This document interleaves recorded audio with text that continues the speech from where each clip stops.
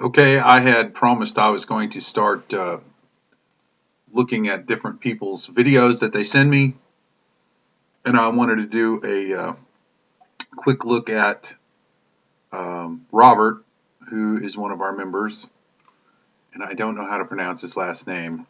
Robert Sjölin, Sjölin, something like that. He's not from around here, and he was gracious enough to send me one of his videos. And this is him doing what I really encourage people to do. I really, really, really do encourage everyone to stop throwing so much and start doing drills without the frisbee in your hand. You can do them in your living room. It's the perfect time of year to be doing it. You can video yourself. You can break away from habits that you formed when you actually throw. And the only way to actually break these habits is to not have a disc in your hand and not try to throw it. You're going to work on your form, you're going to work on your timing, you're going to work on your placement, you're going to work on everything you need to work on without a disc in your hand. And it's the only way you're going to be able to break those old habits. You cannot do it just going to a field and throwing. You certainly cannot do it playing disc golf at the course. It's just not going to happen. And it really does discourage me sometimes to give lessons and realize that the people went right back and started playing golf again. And they're never going to change, not really, because they will not do what Robert is doing here.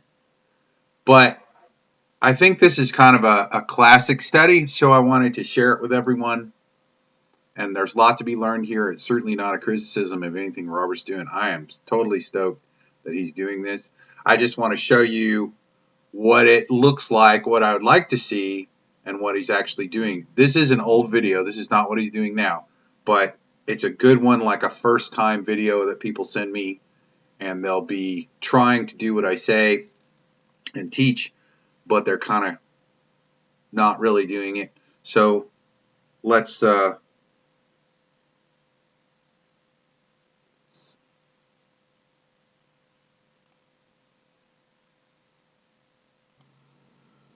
right, sorry about that. I had a phone call, technical difficulties. I'm just going to go right through it. Sorry for the problem.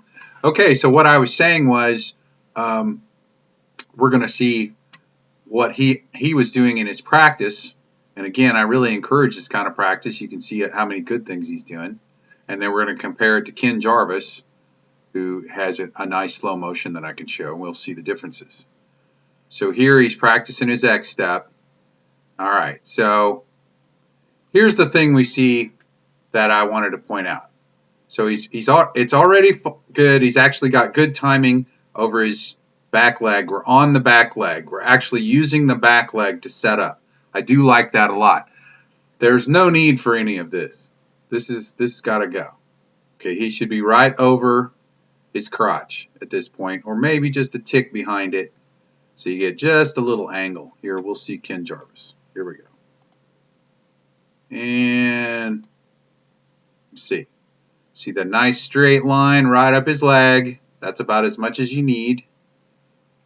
So there's no extreme amount of moving the spine. The more you move the spine, the less efficient you are. There's no need to move it. You just set your spine kind of over your trailing hip. His spine is over, his head's pretty much over his trailing hip, and it basically stays there in this line, it's very much like a ball golf swing. And boom, still there, the same angle.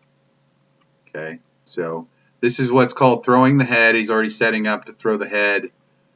Now he's going to have to come back. But let's look at the good things here. He is on his back leg. I like that. He did not skip over his back leg. So many people that by this point they're trying to get over here, and you can see the massive move he's having to make trying to get over here, when in fact if he'd have just stayed right there, he's still behind the line. See the curve? He should already be, his head should be like right here. If it would have stayed basically just a little bit behind his crotch there, for the lack of a better term. Okay, so we're actually back to where he should have been the whole time. So if he'd have maintained this right here, and his knee came up by his other knee, which is outstanding. So his back leg is working, and the back leg, people keep their, I don't think they completely understand what I call the knee drop. The knee part of the knee drop is actually just uncoupling this leg so that you're on your front hip joint. I covered this in one of my last videos. The rotation occurs on the back leg.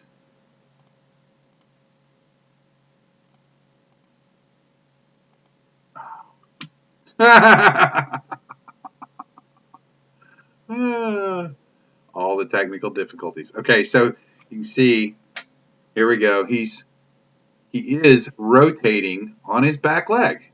If we got rid of the tilt and we just were right there the whole time, that's a great rotation. He's got this front foot completely off the ground.